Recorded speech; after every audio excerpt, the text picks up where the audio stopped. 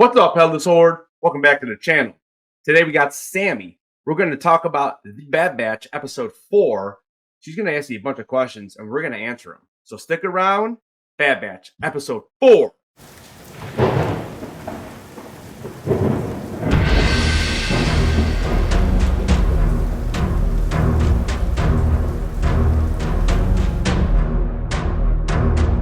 So, Sammy, what did you think about Bad Batch, episode 4?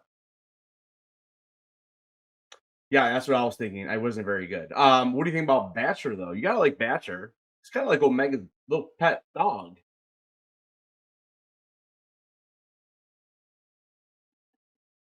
Yeah, I mean, she likes Batcher. How is that treat? Is that treat good? Now she's standing on the table instead of sitting. Like, doesn't Scream Crush do this all the time? Like, what's going on here? What's going on? Why does Doug listen? So, Sammy, let's talk about the game that they played at the bar or whatever they were in, and they were playing Sabak, but it wasn't really Sabak. It was something different. What do you think about that game? Yeah, she doesn't like it. All right, I'm gonna let Sammy get out of here because she's not giving me anything. I don't know what's going on here. All right, so let's talk about Bad Batch episode 4. There's really nothing to talk about. Listen, they escaped. We got to see Crosshair. You know, he came back. He was kind of a good guy again. You know, it's shocking. Like, we didn't know that was going to happen. And, you know, the ending of the episode was the best part of the episode. You know, of course, and that's where they leave it off. So again, they could have taken the first 4 episodes, made it 2 episodes. Now we're going into episode 3, and we actually have some tension. We actually have a plot line now. You know, I don't know why we had to go through 4 episodes of this huge escape. We did learn a little bit more about the blood, I guess. I don't know what to think about this whole thing with Omega's blood.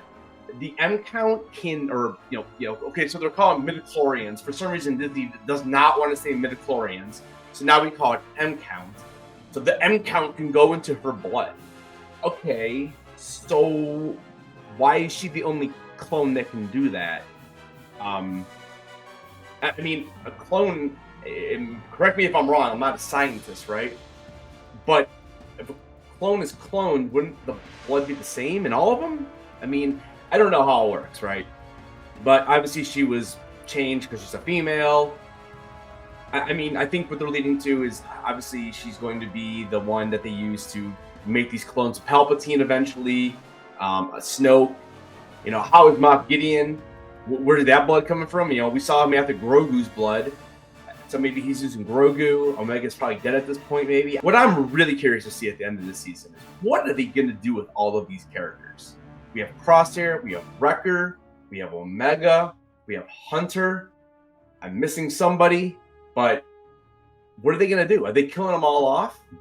You know, we have CSI's Ventress again. You know, we saw her in the trailer, so she's going to be back in. So she's going to still be alive in our, I guess, I can't really call it current timeline. I mean, I could definitely see like Wrecker or something dying, like jumping in front of a bullet or something to save somebody.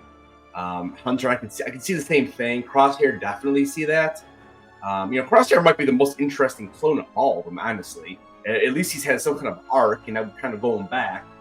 We'll see what happens. I have not loved the first 4 episodes at all.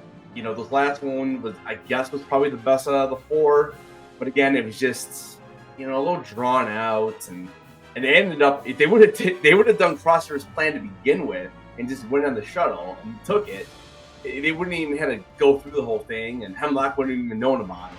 But hey, let's talk about this. Let's talk about the card game. I have no idea what it's called, but if we hop on over to StarWars.com, they have a huge little article on this thing. So it says here, Omega plays a game of cards not seen before in Star Wars. So apparently it's called, what is it, Batons? The deck consists of 5 red and 5 blue number cards, as well as face cards consisting of 2 destroy, 2 deflect, 2 bluff, and 2 steal. And then you also have 4 black cards. The game also includes the near unbeatable hand called the 3 Eastern Stars. So apparently what happened is they went ahead and they actually developed this brand new game. And I guess I'm assuming we're probably going to be able to buy this at some point. Because I know you can pick up Sabak and in Disneyland, in Disney World. So, you know, I mean, whatever can make Star Wars more money, I guess, by introducing a brand new type game.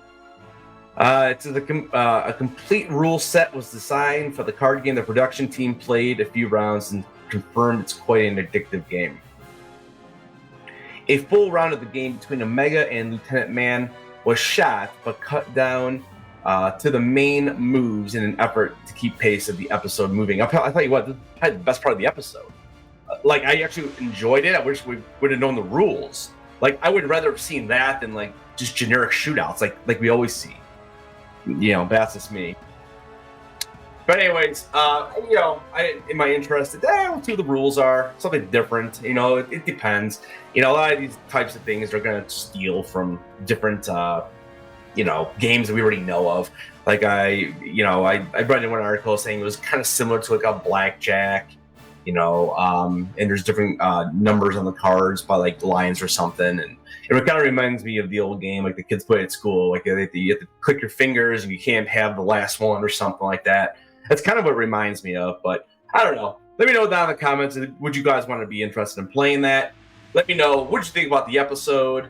What are your feelings on season 3 so far? Again, if I had given it a grade as of right now, we're about a quarter of the way through. I mean, I'd be right around that C- D+, maybe, more or less because of the ending of this episode. So we'll kind of see where we go from there. Again, I don't know what to expect with the whole mega storyline with the blood. Obviously, it's going to become important. It might be the one thing that kind of carries on where we actually see in a different series, because I don't think there's much more in this series that we're going to care about moving forward after we would actually get to the original trilogy timeline. So, all right, guys, I'm out of here. Thank you so much. Smash that like. Keep those heads on. And I'll see you guys in the next video.